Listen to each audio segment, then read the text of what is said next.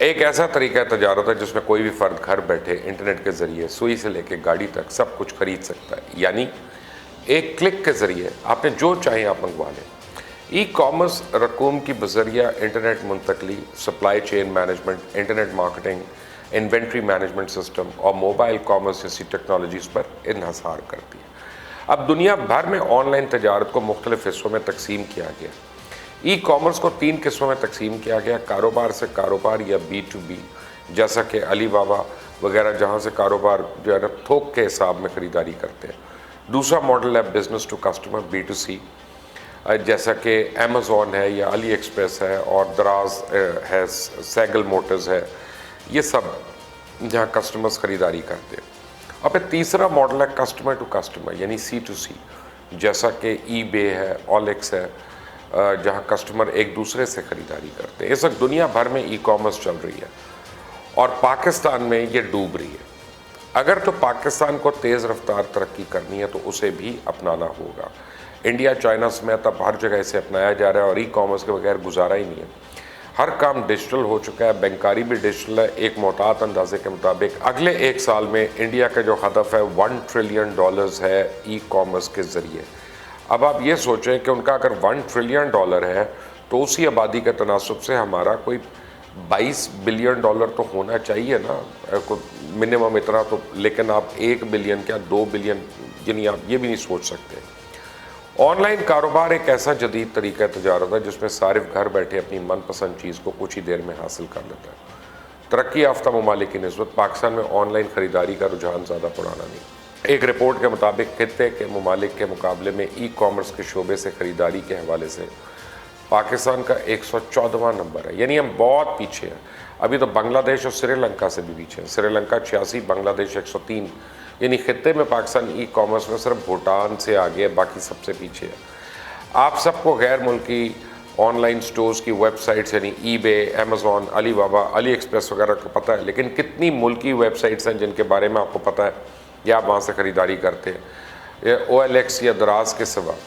حالانکہ local e commerce web sites میں sagelmotors.com ہے، GoTo.pk ہے، ہم مارٹ ہے، ہوم شاپنگ ہے، باغی اسٹور آن لائن ہے، یہ سمیت سینکڑوں ای کامرس ویب سائٹس جو موجود ہیں، لیکن بہت سی وجوہات کی وجہ سے ان کا کاروبار نہیں چل رہا جیسا کہ چلنا چاہیے۔ پیمنٹ سسٹم اور لاجسٹک جو ہے وہ سب سے بڑے مسائل ہیں۔ کیا ہمارے یہاں ای کامرس ہو رہی ہے؟ پاکستان میں آن لائن بزنس آہستہ آہستہ ترقی کر رہا ہے، لیکن اس کی راہ میں بہت ساری رکاوٹیں ہیں جن کے لیے مسائل کا شکار ہے۔ ہمارے یہاں کیش آن ڈیلیوری سسٹم ہے، اس لیے ہم نہیں کہہ سکتے ہم ای کامرس کر رہے ہیں۔ جیسا کہ میں نے پہلے کہا تھا، ای کامرس کا مطلب الیکٹرانک سسٹم کے ذریعے لین دین۔ پاکستان میں آن لائن شاپنگ کے فروغ میں درپیش رکاوٹوں میں سے ایک رکاوٹ صارف سے رقم کی وصولی کا طریقہ کار ہے۔ بدقسمتی سے پاکستان کے پاس ابھی تک کوئی آن لائن ادائیگی کا گیٹ وے نہیں ہے۔ بھارت میں پے پیل ہے اور پے ٹی ایم ہے، اور چائنا کے پاس وی چیٹ ہے اور علی پے ہے، لیکن ہمارے پاس کچھ نہیں ہے۔ ہمارے پاس جیز کیش ہے جو ایک پختہ ماڈل نہیں ہے ابھی، اور ہمارے پاس بھی پے پیل جیسا سسٹم ہو تو ہماری IT انڈسٹری ترقی کر سکتی ہے۔ اس سے لوگوں کو آسانی سے اپنے کریڈٹ کارڈ اور ڈیبٹ کارڈز کو پاکستان مختلف ای کامرس ویب سائٹس پر استعمال کرنے کی اجازت ملے گی۔ Cash on delivery system on line business system آج چل رہا ہے، جو لاجسٹک کمپنیز اشیاء کسٹمرز تک پہنچاتی ہیں، وہی کیش لے کے آن لائن سٹورز کو واپس بھیجتی ہیں۔ ڈائریکٹ پیمنٹ کا کوئی طریقہ کار موجود نہیں ہے۔ اب لاجسٹک کمپنیز کے مسائل جو ہیں وہ ای کامرس کا دار و مدار تیز ترین ایفیشینٹ لاجسٹک سسٹم پہ ہوتا ہے، لیکن ہمارے یہاں لاجسٹک کمپنی کے بڑے مسائل ہیں۔ لاجسٹک سروسز اور انسٹنٹ ڈیلیوری سروس اتنی اچھی نہیں ہے۔ ہمارے ملک میں TCS ہے، MNP ہے، لیپرڈ ہے اور کال کوریئر، یہ مشہور لاجسٹک کمپنیز ہیں، لیکن یہ صارفین کو مصنوعات کو محفوظ طریقے سے پہنچانے میں انتہائی نااہل ہے۔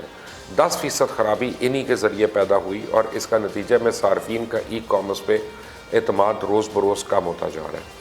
اشیاء کی توڑ پھوڑ اور دیر سے فراہمی، صارفین ناراض ہوتے ہیں اور آخرکار کئی دفعہ پارسل لینے سے انکار کر دیتے ہیں۔ امیزون کی طرح کوئی بھی ایک دن کی ترسیل یا ایکسپریس ترسیل کی پیشکش نہیں کرتا۔ دکانداروں کو ادائیگی عام طور پہ وقت پہ نہیں ہوتی، اور یعنی بہت بڑی پاکستان کی ایک کوریئر کمپنی ہے، اس کے متعلق کہا جا رہا ہے کہ وہ تو دیوالیہ ہونے کے قریب ہے۔ پرائیویٹ کوریئر کمپنیاں جو ہیں پاکستان میں علی ایکسپریس کے چارجز سے بھی زیادہ وصول کرتی ہیں۔ पाकिस्तान पोस्ट का तो हाल कुछ अच्छा नहीं है। हद तो यह है कि कोई मुनासिब कस्टमर सर्विस ही मौजूद नहीं है। पाकिस्तान पोस्ट के पास ट्रेनिंग का मुनासिब निज़ाम नहीं है, ना अदायगी का कोई निज़ाम है। 70 की दहाई के बूढ़े अफराद को इन ओहदों पर बैठे हुए, जहाँ नए तालीम याफ्ता नौजवानों की ज़रूरत है, वहाँ ये बुढ़े कूसट जो है वो अभी तक एक्सटेंशनों पे एक्सटेंशनें लेके पड़े हुए हैं। अली एक्सप्रेस और दराज का तरीक़ाकार कारोबार जो है B2C बिज़नेस था, लेकिन अब वो B2B कर रहे हैं, जहाँ पाकिस्तान के सार्फिन बराह रास्त चाइनीज़ वेबसाइट से जाके माल ख़रीद लेते हैं। सैगल मोटर्स हो, PK Telemart.pk हो, ये जैसी मकामी ई-कॉमर्स वेबसाइट्स की हिमायत नहीं की जाती, प्रमोट नहीं किया जाता, लेकिन दराज की अब शिकायतें बहुत ज़्यादा आ रही हैं। चीज़ों के मेयार के हवाले से कस्टमर्स मुतमईन नहीं, यानी वेबसाइट पर कुछ दिखाया जाता है और कस्टमर को कोई और चीज़ मिलती है। हम ऑनलाइन ख़रीदारी कम क्यों नहीं करते हैं? यानी आप ये देखें कि क्या मसला है, पाकिस्तान की आबादी की अक्सरियत क्रेडिट कार्ड इस्तेमाल नहीं करती, और जिनके पास क्रेडिट कार्ड मौजूद है वो इसे इंटरनेट पर इस्तेमाल करने में तज़ब्ज़ुब का शिकार रहते हैं, क्योंकि उन्हें धोखाबाजी का अंदेशा होता है। अब ऑनलाइन बिजनेस की पाकिस्तान में नाकामी की एक वजह इंटरनेट की फराहमी भी है। यानी ये तहकीक की गई जिसके मुताबिक मुल्क में 1 मिलियन अफराद के लिए 44 इंटरनेट सर्विस दस्तियाब। दीगर मसाइल अपनी जगह पे, लेकिन चाइना इकनॉमिक नेट यानी CEN के मुताबिक एक मसला नजरियाती भी है। पाकिस्तानी अब भी डिपार्टमेंटल स्टोर्स पे जाके ख़रीदारी करना पसंद करते हैं, नकद रकम अदा करते हैं, और एक तरीके से इसको एक एक्टिविटी समझा जाता है। और इसकी एक बड़ी वजह है कि पाकिस्तान में ई-कॉमर्स को लोगों को ऑनलाइन ख़रीदारी के लिए एक महफूज मकाम बनाने के लिए मुस्तनद ई-कॉमर्स प्लेटफॉर्म बनाना ज़रूरी होगा। बहुत सारी जाली वेबसाइट्स भी हैं जिनकी वजह से अक्सर कस्टमर्स के साथ फ्रॉड भी हो जाता है। पाकिस्तान में ई-कॉमर्स की तरक्की के वसीम इम्कानात मौजूद हैं। ऑनलाइन पेमेंट के सार्फिन के तहफ़्फ़ुज़ और मालियात की सहूलियात के शोबे के हवाले से कानून साजी उस पर अमल दरामद के ज़रिए ई-कॉमर्स के शोबे में तरक्की नुमाया मदद हासिल की जा सकती है। बरामदात में इजाफा मुमकिन है। अगर हम टेक्नोलॉजी को मौसर तरीके से इस्तेमाल करें तो इससे पाकिस्तान की बरामदात बढ़ाई जा सकती है। पाकिस्तान में बनने वाली बहुत सी मसनूआत की गैर मुल्की मंडियों में बहुत ज़्यादा मांग है। हम शॉपिंग वेब पोर्टल्स की मदद से बैरून मुल्क पाकिस्तानी मसनूआत पर मुतारिफ़ करा सकते हैं, और यकीनन बरामदात बढ़ने से मुल्क के ज़र मुबादला में भी इजाफा होगा।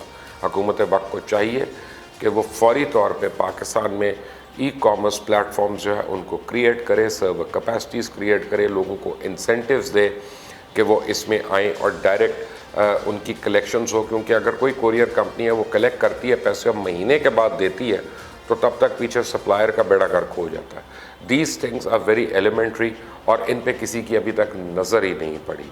अब इतने बड़े बड़े खड़पैंच आएंगे इस हुकूमत में, कोई गूगल से तो कोई कहीं से तो कोई कहीं से, वो ट्विटर पे सारा दिन अगर अपनी लड़ाइयाँ छोड़ें तो कुछ अवाम के लिए भी शायद करने को उनके पास रह जाए। आप देख रहे हैं मुबश्शिर लुकमान यूट्यूब चैनल। मेरा नाम मुबश्शिर लुकमान है। Until the next time, Allah Hafiz.